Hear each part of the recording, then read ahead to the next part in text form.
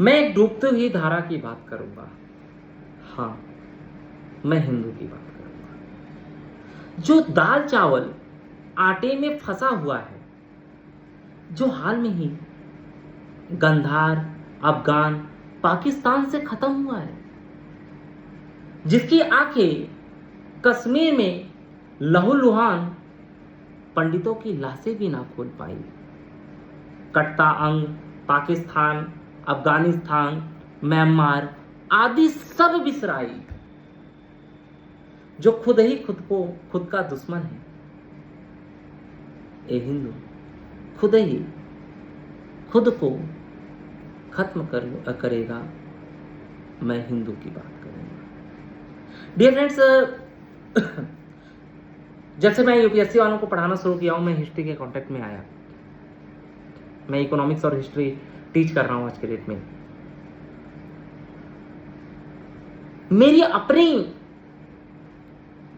यह हाइपोथेसिस है कि आने वाले 50 से 60 साल बाद हिंदू अल्पसंख्यक हो जाएगा भारत में, और सन 3000 को आने वाले 150 साल बाद इस धरती पे हिंदू बचेगा। क्योंकि जिस धर्म में लोगों को खुद ही अपनी ही बुराई दिखती हो, इतना साइंटिफिक धर्म होने के बावजूद, जो अपने धर्म को गाली देते हुए थकते नहीं, जो हिंदू मुसलमान हिंदू को बहुत कम बोलता है यार। फेसबुक पे एक पोस्ट डाल के देख लेना, आपका अपोज करने वाला 90% हिंदू होगा, 90%। और पोस्ट मुसलमान के विरुद्ध मत डालना, हिंदू के सपोर्ट में डाल देना, 90% हिंदू आपका। खैर, यह दुनिया का नियम है कि जो चीज शुरू हुआ है वो खत्म होगा। हम हिंदू, जो कि अनंत काल, मतलब हमें पता ही नहीं कि हम कब से स्टार्ट हुए, तो ऑब्वियस है ना, हम खत्म होंगे, होना पड़ेगा। क्योंकि हर चीज की एज होती है, और हमारी, क्योंकि हम बहुत ज्यादा गहराइयों से जुड़े हुए थे, अब हमको धीरे धीरे काटा जा रहा है, और पिछले 1000 साल से काटा जा रहा है, तभी हम खत्म नहीं हुए, लेकिन अब हम खत्म हो जाएंगे, क्योंकि हमारे अंदर खुद को बचाने की कोई क्षमता नहीं बची। और इसमें सबसे बड़ा जानते हो रोल किसका है? इन मूर्ख पंडितों का। यस ऑफ कोर्स, आज मैं खुलेआम बोलने वाला हूं। किसी को कमेंट में प्लस माइनस लिखना हो लिख देना, कोई दिक्कत नहीं। पंडितों ने यह शुरू से सिर्फ और सिर्फ रोटी कपड़ा मकान देखा है, और उनके इन्हीं वजहों से, क्योंकि वह अपने आप को हमेशा सुप्रीम रखना चाहते थे, इसलिए हम गुलाम हुए। बाद में हमें कहा जाता है कि ठीक है, मंगल पांडे ने हमें आजादी बिल्कुल दिलवाई, ब्राह्मण ने लड़कर आजादी दिलवाई, यह बात बिल्कुल सही है, इसमें 1-2% डाउट नहीं है। लेकिन सबसे ज्यादा नौकरियां कौन करता था यार अंग्रेजों की? कौन करता था? थोड़ा लिस्ट निकालिए। मुसलमानों की यहां सबसे ज्यादा नौकरी कौन करता था? और हमारी जो सबसे बड़ी कमी रही, क्योंकि मैं खुद ब्राह्मण हूं, मेरी जो सबसे बड़ी कमी रही है हमारे पूर्वजों की, वो कहते थे कि अच्छा धन चुराने आ रहा है, तो एक काम करो, सारा धन उठाओ और मंदिर में जाके भगवान के चरणों में रख दो। अरे कौन सा भगवान है यार? कौन सा? ये बताइए। जिनको आप भगवान मानते हैं, श्री राम, मैं भी मानता हूं, लेकिन मैं उनको देवता वाला भगवान नहीं मानता। मैं उनको एक ऐसा इंसान मानता हूं जो इंसान के सारे नियमों का पालन करते हुए, भाई working under the circumstances of the homo sapien, उन्होंने वह किया जो कि एक नॉर्मल इंसान के लिए कर पाना लगभग असंभव है यार। जोक सपाट, लेकिन उस बंदे को आज भी अयोध्या में स्ट्रगल करना पड़ा अपनी मंदिर बनवाने के लिए। ठीक है, मरने के बाद भी उससे ज्यादा स्ट्रगल कौन करेगा? राम से ज्यादा स्ट्रगल करेगा कौन? तो अगर आप राम की ही बात कर रहे हैं, सीता माता का जब हरण हुआ, तो क्या रामचंद्र जी एकदम शंकर जी का पूजा करने लगे कि हे प्रभु जाइए और रावण को मार के लाइए और सीता को लेकर आइए? ऐसा तो कुछ नहीं किया। उन्होंने उस समय के भगवान और आज के भगवान हमेशा के भगवान। लेकिन उस समय उनकी जितनी भी आस्था थी, उस आस्था के रूप से उन्होंने शंकर भगवान का पूजन किया, और शंकर भगवान के पूजन करने के बाद वह लग गए युद्ध में। अब हमको बता दिया जाता है शंकर भगवान प्रसन्न हुए और तथास्तु। अब क्यों नहीं प्रसन्न होते? यदा यदा ही धर्मस्थ सुनाया जाता है। मैं बताऊं, धर्म की सबसे बड़ी हानि कब हुई थी? जब चौहान की बीवी संगीता, वही चौहान महाराजा जिन्होंने कई बार जीवन दान दिया, जब उनको पकड़ा गया, कई बार उन्होंने जीवन दान दिया, तो इस बात से मैं यह समझाना चाहता हूं कि जीवन दान देने से आज तक कभी किसी का भला नहीं हुआ। फिर भी देखिए, उनकी बीवी को सैनिकों के बीच में निवस्त्र फेंक दिया गया था। वो तो राजा थे ना। अगर द्रौपदी उस समय सारे देश की महिला को रिप्रेजेंट करती थी, तो संयोगिता सारे देश की महिला से कम तो रिप्रेजेंटेशन नहीं था यार। चौहान की बीवी थी, वही महाराजी चक्रवर्ती महाराज की बीवी थी। आए थे क्या कृष्ण? नहीं आए थे, क्योंकि उन्होंने कहा है कि जब समस्या हो तो तुम्हें खड़ा होना पड़ेगा। वह नहीं आएंगे, कतई नहीं आएंगे, कभी नहीं आएंगे। हाँ, जब तुम खड़े हो जाओगे तो तुम्हारे अंदर एनर्जी भर देंगे। आपको क्या लगता है भगत सिंह ऐसे ही फांसी पे चढ़ गए थे? वहां पे कोई दैवी शक्ति नहीं रही होगी, लेकिन पहले भगत सिंह खड़े हुए ना। भगवान स्वयं नहीं आता है। भगवान अगर कोई पर्सन खड़ा होता है तो उसके द्वारा आता है, वो अपनी ऊर्जा भेजता है उसके अंदर, एंड दैट्स द रियलिटी।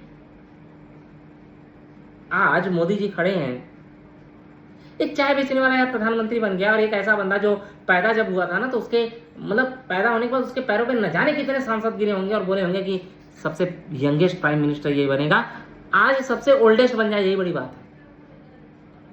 लेकिन हमारे देश में राम को गाली देने वाले प्रधानमंत्री बन जाएंगे और हिंदू ही जिताएंगे उनको।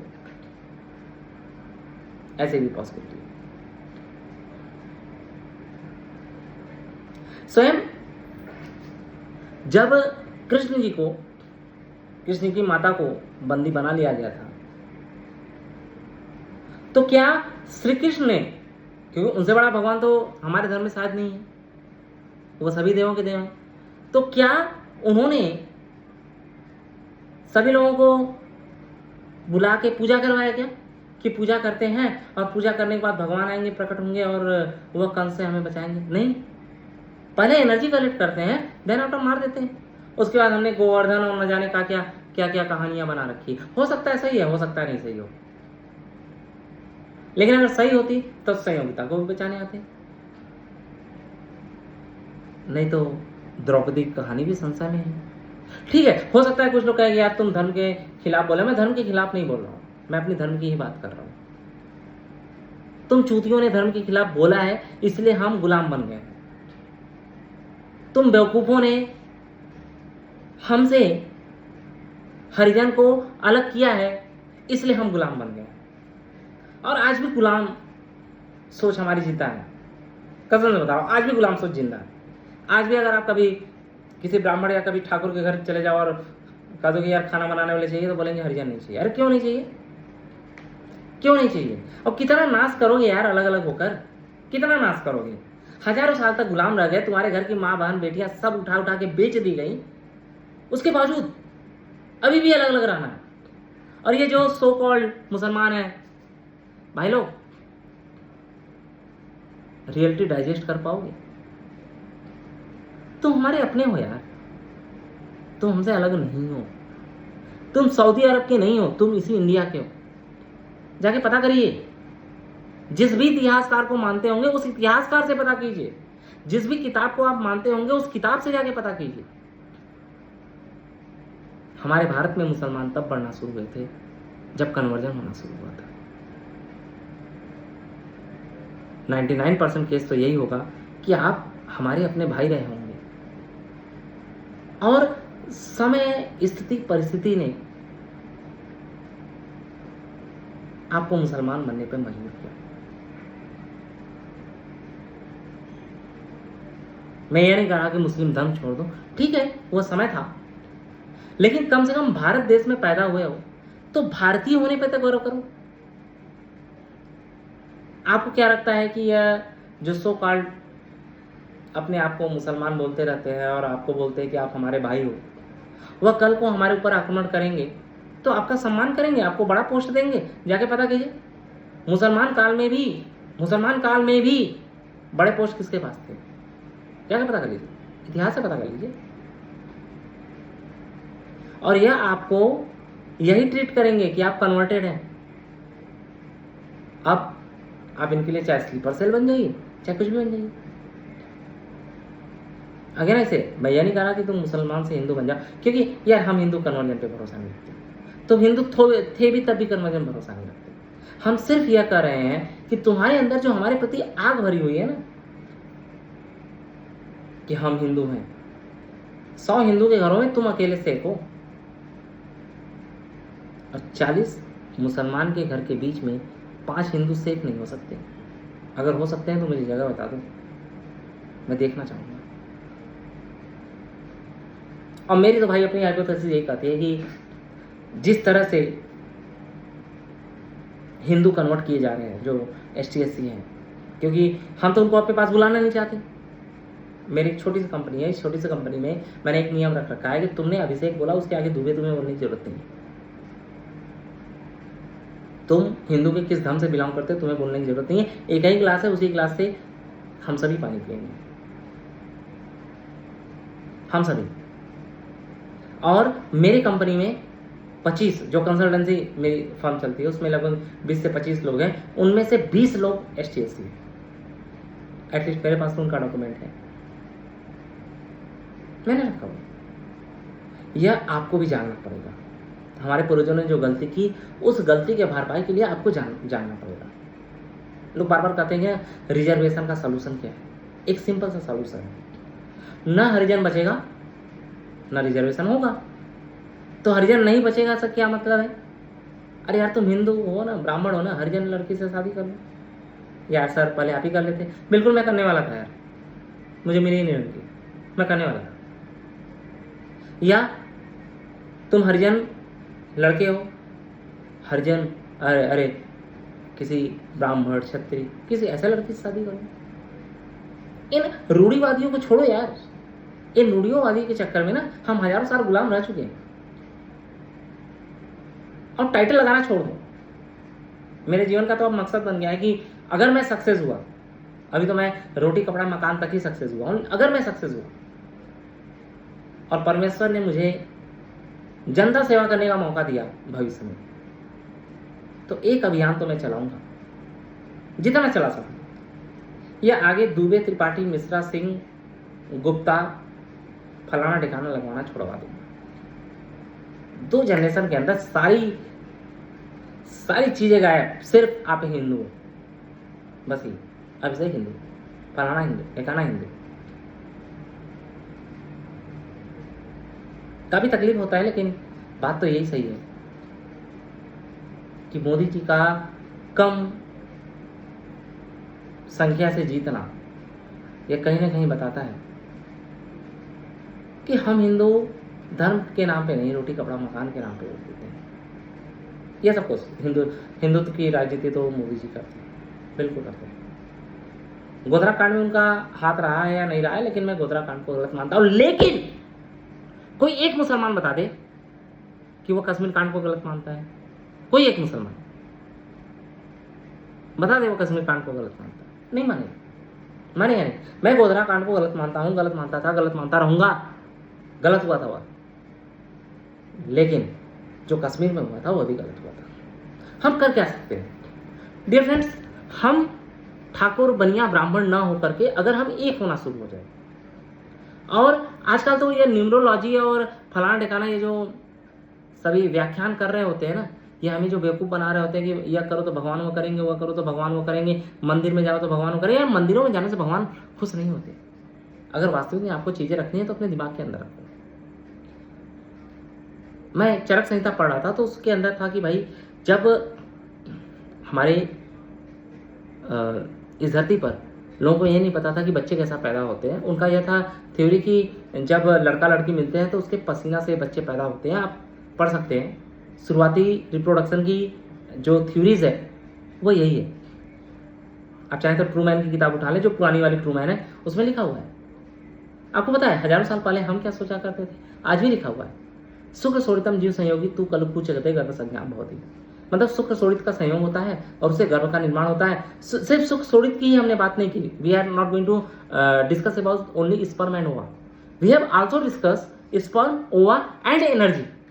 Now today scientist is discussing about the sperm and ova only, quantum mechanism discussing about the energy. So what quantum mechanism is discovering today, not it have discovered it, वो डिस्कवर कर रहा है, उसके बारे में भी तो हमने पहले बोल दिया था। जिस एमसी को अभिशाप माना जाता है उस एमसी के ब्लड के बारे में पूरा हमने विवरण दे रखा था कि ससा सिंह प्रतिमा, मतलब कि खरगोश के रक्त जैसा जो प्रतीक होता है, जो कपड़े में लग जाए तो उसका दाग नहीं लगता, ऐसा हारता हो, ऐसा एमसी ब्लड को अच्छा ब्लड माना जाता है। अदरवाइज हमें माना जाता है डिजीज है। इतना साइंटिफिक धर्म थे यार हम लोग, लेकिन हम सिर्फ अपने बेवकूफियों की वजह से आज नष्ट होने के कगार पे आ गए। ये वीडियो लंबा हो गया, मैं चाहता भी नहीं कि बहुत सारे लोग देखें, अगर देखते हैं तो अच्छी बात है, लेकिन जो था मेरे मन में मैंने कहने की कोशिश की। लेकिन मेरी इच्छा है कि जब मेरा डिजिटल बोर्ड आएगा तो मैं इस पर डिटेल में भी वीडियो बनाऊंगा। Thank you. अगर किसी को इसमें बुरा लगा हो तो मैं आज तो सॉरी नहीं बोलूँगा, लगना भी चाहिए था, लेकिन जो बात की बुरा लगी होगी उसके बारे में सोचना जरूर। Thank you.